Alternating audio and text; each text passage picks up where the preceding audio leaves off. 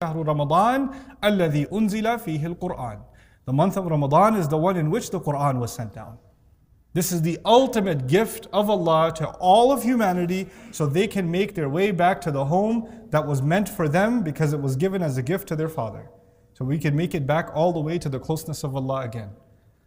This is actually as just an introductory, just a notion. What is it that we're celebrating? We're celebrating the fulfillment of Allah's promise. The promise of hope. And understand, there are people sitting in this audience and people that might watch this recording that felt like at some point they were close to Allah. That some feel like, I used to be a good person.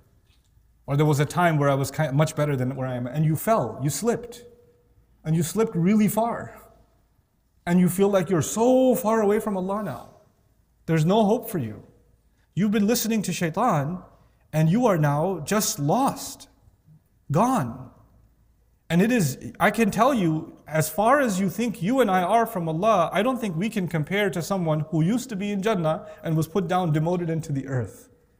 That's a pretty low, that's a pretty serious demotion, you know? To someone who was so close to Allah that Allah would speak to him directly. And then Allah says to him, no more will I speak to you directly, now I will speak to you through revelation. He's that distance, and even he has hope. He has hope in what revelation will come and it will reconnect me to my Rabb. The Quran is not there to condemn you to hell. The Quran is not there to let you know that you have no hope. The Quran is Allah's promise that you and I, no matter what mistakes we've made, no matter how far we've fallen, no matter how lost we feel we are going to be like our father, we are not going to be like Iblis. Iblis, and ablasa as a verb even in the Arabic language, it means to lose hope. One of the meanings of Iblis is to lose hope. We will not become hopeless. We are going to maintain hope first and foremost in ourselves. When you start telling yourself you're a lost cause, I'm just a bad person, what can I do? When you start saying that about yourself, then you have actually followed the sunnah of Iblis. He's accepted about himself that he's evil. But human beings have been given the opportunity. You will make mistakes. كُلُّ بَنِي آدَمْ خَطَّاءُونَ. All children of Adam are going to make mistakes repeatedly. خَطَّاءُون actually is different from خَاطِئُون even. The Prophet ﷺ says they'll keep making mistakes. It's not even that you make a mistake once. You're like addicted to making mistakes. I'm addicted to making mistakes. And yet, those who keep on making mistakes, the best of them are the ones who keep coming back to Allah and keep coming back to Allah and keep coming back to Allah. This is the month that was given. This month is celebrating that opportunity to come back to Allah, because this is when Allah threw His rope down, His Quran down, His words down, that can keep us always and always connected to Him. You know, when you really miss someone, you want to call them. You want to hear their voice. If somebody's passed away and you miss them, what do? You play a recording of them. And you just, watch this child laugh or this parent talk to you or whatever. When people reminisce or want to connect with someone, it's necessary that they feel like they're engaged in conversation with them. When we feel far away from Allah, we need to be in conversation with Him. We want to hear His words, and that's what Allah gave us, His words. That's what He gave us, subhanahu wa ta'ala. This is the month, this is an opportunity of a lifetime. It's something so beautiful that Allah Azza wa Jal gave to us, that He, and the one who caused Adam alayhi salam to slip, He chains him up in this month. He puts him on the side, so you will not be distracted again. There will be nothing between you and Allah's word. You will be connected to it, subhanallah. And so as I conclude this khutbah, I want to share with you one of the gifts of this month. There are several mentioned in the ayat of Ramadan. I just want to leave you with one that I really hope that you and I can take full advantage of. Allah Azza wa Jal says, وَإِذَا سَأَلَكَ عِبَادِي عَنِّي فَإِنِّي قَرِيبٌ. When my slave asks you about me, then certainly I am near.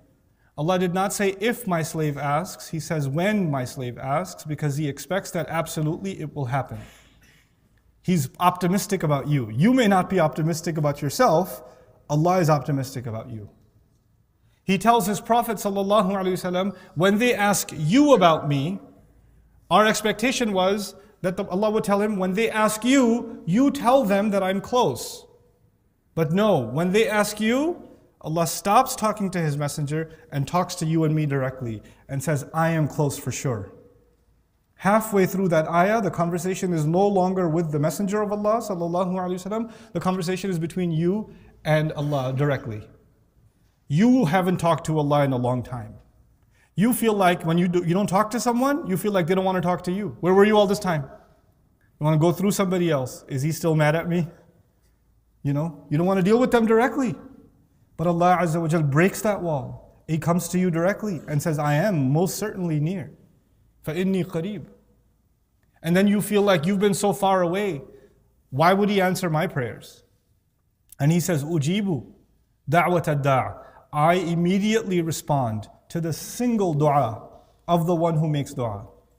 The single prayer, the single request, the single call of the one who made the call. In other words, in this beautiful ayah, Allah isn't even talking about the one who makes hours and hours of dua. He's talking about someone who turned to Allah just one time. Even one time. Allah doesn't say, oh, okay, all this time you party, and now you need something and you come to me for dua. Get lost. No. I will immediately respond even to that person. At that one time that they made the dua. And what are his qualifications? We feel like if you're going to be able to address someone important, you should have prerequisites. This is always the case. And even spiritually speaking, people might feel, well, if you're going to make dua to Allah, then you better be dressed properly, you better be in the masjid. It's the best place to make dua is the haram, or the Kaaba, or al-Masjid al-Nabawi, or you have better, have stopped sinning, and then you should make dua, etc. And all of those things are true. But in this ayah of hope, Allah says, the only qualification I need from you is that you're ready to make the dua. That's it. You could be in the lowest, in the pits of darkness, just turn back to Allah, nobody else. You're not doing this to show anybody else how religious you are, or to impress anybody else, or you're not concerned about the judgment of anybody else. People around you and me will they either think much better than who we are, or much worse than who we are. People around you think you're a really good person, and you know what you are. Or people around you think you're a horrible human being, yet there's no goodness in you. And neither of them know. Allah knows. Allah knows. And you know. You don't let the judgment of people fool you. You don't let yourself do that. You don't even know where you stand. Only Allah truly knows. So you leave all of those judgments behind. Doesn't matter what people say about you. Good or bad. It doesn't matter what they say about you. You just turn to Allah and you asked Him. You forgot about the noise, all the other noise. And whenever you make that dua, إِذَا دَعَانِ, I will respond to the one who makes the call. Allah says, respond immediately whenever He makes the call. This is in the context of the month of Ramadan, especially in the month of Ramadan, because Allah has extended His rope. Call on Allah. Ask Allah for things. Speak with Allah. Speak with Allah when you're alone. Speak with Allah when you're in the car. You don't have to speak to Allah in Arabic. It's okay. You can speak to Him in Punjabi. It's fine. You can speak to Him in Bangla. You can speak to Him in English. It's completely fine. You don't have to speak to Him in Fusha. You can speak to Him in Ammiya. It's cool. Allah Azza wa Jalla taught all languages. If you don't know the language of the scripture, it's fine. But the thing Allah wants from you is to connect to Him directly, first and foremost. To speak with Him, to call on Him. To call on Him. How many people actually call on Allah? Talk to Allah. Beg before Allah. Cry before Allah. The more you will talk to Him, we feel awkward. Somebody might see me talking to myself in the car. Maybe I've got a psychological problem. This is what's called Iman bil Ghaib. You truly believe in the unseen. If you feel awkward, then you feel like He's not really listening. If you truly believe that He's listening, talk to Him. Who cares about what anybody else thinks? That's just between you and Him. And so He makes a request of you. He gave you an offer. I will answer your prayers when you call. Whenever you call, I will answer. But on the flip side of it, He made a request from you. He says, فَلْيُؤْمِنُوا فَلْيَسْتَجِيبُوا لِي. Then at the very least, they should at least try to respond to me. You're talking to Allah, and Allah says, I'll respond to you. But now Allah says you should respond to me too, or at least try to respond to me too. He didn't say respond, because that would mean you have to be perfect. He said try to respond, istijaba. At least show me the desire to respond. But if you want to respond to someone, you have to hear them first. It's impossible to respond to somebody unless you listen to them. If there was no request made, there's no response. If there's no questions asked, there's no response. So the fact that Allah is asking for a response means He's asking you to listen to Him first. But how do you listen to Allah? Oh wait, that's what the word of Allah is. When you're reciting the word of Allah, when you're listening to the word of Allah, when you're thinking about the word of Allah, you're listening to things that require a response. That's Allah talking to you. So He says, it's time. You're speaking to me, let me speak to you too. You want me to respond, why don't you try and respond to me too? This is telling us that the Quran, at its core, is actually a conversation between the slave and the master. Dua is when we speak to Allah, Quran is when Allah speaks to us. So beautiful. Yeah, that's how a conversation becomes complete, isn't it? It can't just be one way. It has to be both ways. We have to listen to Allah, and then Allah will listen to us also. وَلْيُؤْمِنُوا بِي, and continue to believe in me. لَعَلَّهُمْ يَرْشُدُونَ, so they may be set straight. We are now learning the essential ingredients for how to fix our life. How do I fix my life? How do you fix your life? It's actually to truly be in conversation with Allah. I will speak with Him, and He will speak with me.